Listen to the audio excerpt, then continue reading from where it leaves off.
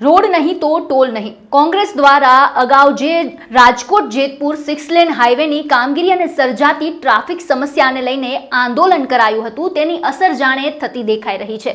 હવે જિલ્લા collector doctor ઓમ પ્રકાશે national highway ઓથોરિટીના અધિકારી સાથે નિર્માણાધીન હાઈવેની કામગીરીનું નિરીક્ષણ કર્યું હતું, જેમાં તેમણે હાઈવેના કામની ગતિ વધારવા એજન્સીને સૂચના આપવા કહ્યું અને સર્વિસ રોડના તમામ ખાડા તાત્કાલિક રિપેર કરવા જણાવ્યું હતું.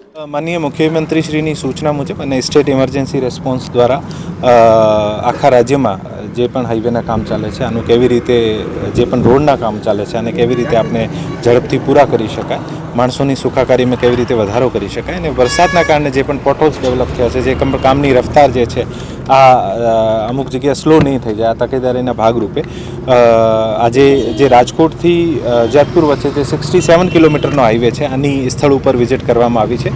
આજે મારી સાથે નેશનલ હાઈવે ઓથોરિટીના એન્જિનિયર્સ જે ઇમ્પ્લિમેન્ટિંગ કામ કરે છે, એજન્સી વરા ઇન્ફ્રાસ્ટ્રક્ચર, પ્રાંત અધિકારી અને તમામ સરકારી કર્મચારીઓની મોજૂદગીમાં ઇન્સ્પેક્શન કરવામાં આવ્યું છે.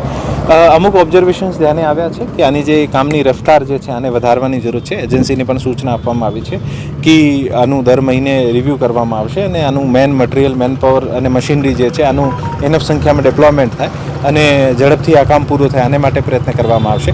સાથે સાથે અત્યારે જે સર્વિસ રોડ વગેરે છે, જ્યાં પર નાના મોટા ખાડા ડેવલપ થઈ ગયા છે, પોટહોલ્સ ડેવલપ થઈ ગયા છે, તો આ પોટહોલ્સને ઝડપથી રિપેર કરીને જે માણસોનો ડ્રાઇવિંગ એક્સપિરિયન્સ છે આને ઇમ્પ્રૂવ કરે. અમુક જગ્યાએ કારણ કે સર્વિસ રોડ બહુ નાનું છે અને 6 લેનનો હાઈવે બને છે, તો અમુક જગ્યાએ આજે 5.5 મીટરનો સર્વિસ રોડ છે, આમાં ટ્રાફિક જામ ડેવલપ નહીં થાય. આને માટે નેશનલ હાઈવે અને ટ્રાફિક પોલીસના સાથે રાખીને અને ટ્રાફિક માર્શલ્સ ડેપ્યુટ કરવામાં આવે છે. ટ્રાફિક પોલીસે પણ આને મદદ કરી રહી છે. સાથે સાથે જે ટોટલ 14 જેવા ડાયવર્જન્સ છે, ત્યાં 14માંથી 12 જ્યાં સૌથી વધારે ટ્રાફિક જામની શક્યતા રહે છે, ત્યાં ક્રેન્સ ડેપ્યુટ કરવામાં આવી છે. 2 ક્રેન જે આપણા ટોલ નાકા છે ત્યાં પણ ડેપ્યુટ કરવામાં આવી છે અને જેથી ટ્રાફિક માર્શલ સતત ઓબ્ઝર્વેશન રાખે અને કોઈ પણ ટ્રાફિક સ્લો થતો હોય તો આને જે પણ વ્હીકલ્સના કામ થતો હોય આને દૂર કરવાનું, બ્રેકડાઉન થઈ ગયો તો ક્રેનની મારફત દૂર કરવાનું અને ટ્રાફિક જામ નહીં થવા દઈએ, ટ્રાફિકનો સ્મૂથ ફ્લો કોન્સ્ટન્ટ ચાલતો રહે, આને માટે પ્રયત્નો કરવામાં આવે છે. ટોટલ 3 બ્રિજનો અત્યારે 18માંથી 3 બ્રિજ જે છે આ પૂરા થઈ ગયા છે અને આને ઓપન કરવાની પ્લાનિંગ છે. એક બ્રિજ ઓલરેડી ઓપન 2 દિવસ પહેલાં થઈ ગયું છે.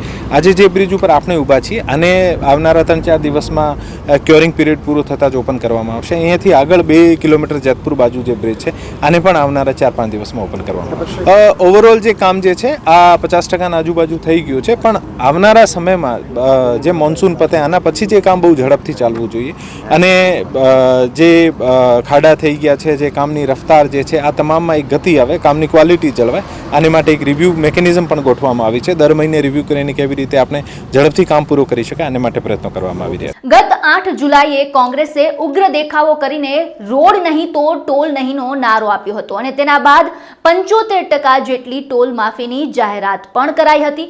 જો કે કોંગ્રેસ દ્વારા આક્ષેપ કરાયા છે કે ટોલ માફીની માત્ર વાતો છે, હજુ પણ ટોલ વસૂલવામાં આવે છે. એટલું જ નહીં, રોહિત રાજપૂતે કહ્યું છે કે હાઈવે પૂરો બન્યો જ નહીં તો સંપૂર્ણપણે ટોલ બંધ કરો, નહીં તો રોડ ચક્કા જામ થશે. રાજકોટ જેતપુર 6 લેન હાઈવેની નિર્માણ કામગીરી ચાલુ છે અને લોકોને ખૂબ જ હાલાકીનો સામનો કરવો પડે છે.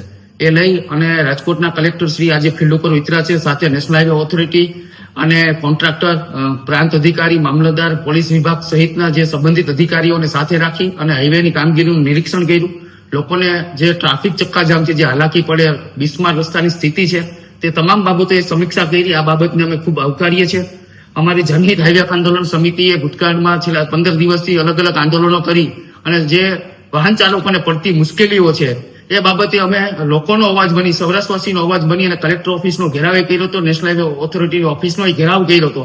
આગામી સમયની અંદર હજુ પણ નેશનલ હાઈવે જે એના બંને ટોલ પ્લાઝા છે, ભરૂડી અને પીપળિયા, બંને ટોલ પ્લાઝા ઉપર ખૂબ જ ટ્રાફિકના ચક્કાજામ થાય છે. આજે જ નેશનલ હાઈવે ઓથોરિટીએ અમૃતસર અને જામનગર વચ્ચેના રસ્તાની બિસ્માર હાલત જોઈ અને ટોલ વસૂલવાની ઉપર સ્થગિત નિર્ણય કર્યો છે. અમારી માંગ છે કે રાજકોટ જેતપુર હાઈવેની સ્થિતિ તો ખૂબ જ દયનીય અને ખરાબ છે, તો શા માટે આ બંને ટોલ પ્લાઝાઓ ઉપર 50-50 રૂપિયા ઉઘરાવવામાં આવે? તમે માત્ર 25% ટોલમાં રાહત આપી વાહન ચાલકોને મોટી લોલીપોપ આપી છે. ખરેખર સુપ્રીમ કોર્ટના અને હાઈકોર્ટના અનેક એવા ભૂતકાળની અંદર ચુકાદાઓ છે કે સંપૂર્ણપણે ટોલમાંથી મુક્તિ આપી છે. એનું પાછળનું કારણ એ હતું કે હાઈવેની બિસ્માર સ્થિતિ, તમે વાહન ચાલકો પાસેથી પૂરો ટોલ વસૂલો કોઈ વાંધો નહીં, પણ સામે સારા રસ્તાઓ તો આપો. દરરોજ એમ્બ્યુલન્સો ફસાઈ જાય, લોકો 2-2 કલાક ટ્રાફિકની અંદર ફસાઈ જાય, રોડની ખાડા 2-3 ફૂટના ખાડાઓ છે. પરંતુ અમારી આ બંને જે માંગો છે એને લઈ અને જે અમે બંને વખત વિરોધ કર્યો છે તેનું નાના મોટું થોડો એવો મહદ અંશે ટ્રાફિકની અંદર અને હાઈવેની સ્થિતિની અંદર સુધારો જોવા મળ્યો છે. રાજકોટ કલેક્ટર શ્રી ખૂબ જ પોઝિટિવ રીતના તમામ સંબંધિત વિભાગો પાસેથી કામે કઢાવી રહ્યા છે. આ બાબત ખૂબ જ આવકારદાયક છે. પણ પરંતુ અમારી હાઈવે હક આંદોલન સમિતિની માંગ છે કે જ્યાં સુધી રોડ નહીં ત્યાં સુધી ટોલ નહીં. હાઈવેની સંપૂર્ણ કામગીરી પૂરું ન થાય ત્યાં સુધી તમે 1 પણ રૂપિયો ટોલ વસૂલો નહીં, કારણ કે રોડની સ્થિતિ ખૂબ જ ભયજનક અને દયનીય છે. અને 2-2 ટોલ પ્લાઝાઓ 35 કિલોમીટરના અંતરે કોઈ રીતના ચલાવી ન લેવાય. એટલે આગામી 2 થી 3 દિવસની અંદર કોંગ્રેસના પ્રદેશ આગેવાનો હાજર રહેશે અને અમે આ હાઈવે ઉપર હાઈવે ચક્કાજામ કરવાના છે. અને આગામી દિવસોમાં અમારું આંદોલન ચાલુ જ રહેવાનું છે. અને અમે મીડિયાના માધ્યમથી કેન્દ્ર સરકાર અને રાજ્ય સરકારને વિનંતી કરીએ છીએ કે એકવાર તમે રાજકોટથી જેતપુર સુધી તમે રોડ શો કરો, તમને સંપૂર્ણ ખ્યાલ આવશે કે આ ખરેખર આમાં 1 પણ રૂપિયો ટોલને દેવા લાયક આ રસ્તો નથી. એટલે અમે ફરીથી એક જ માંગ છે, જ્યાં સુધી રોડ નહીં ત્યાં સુધી ટોલ નહીં. મહત્વનું છે કે રાજકોટ જેતપુર હાઈવેની કામગીરી છેલ્લા 2 વર્ષથી ચાલી રહી છે અને આ સાથે જ વરસાદ બાદ પરિસ્થિતિ વણસી છે. લોકોને ખૂબ જ હાલાકીનો સામનો કરવો પડી રહ્યો છે. જોવાનું એ રહે છે કે સરકાર આ નિર્ણય પર કોઈ એક્શન લે છે કે નહીં. આ સમગ્ર મુદ્દે આપનું શું માનવું છે અમને કોમેન્ટ બોક્સમાં જણાવો. સાથે જ સ્વરાજ મીડિયાને લાઇક, શેર અને અમારી ચેનલને સબસ્ક્રાઇબ કરવાનું ભૂલશો નહીં.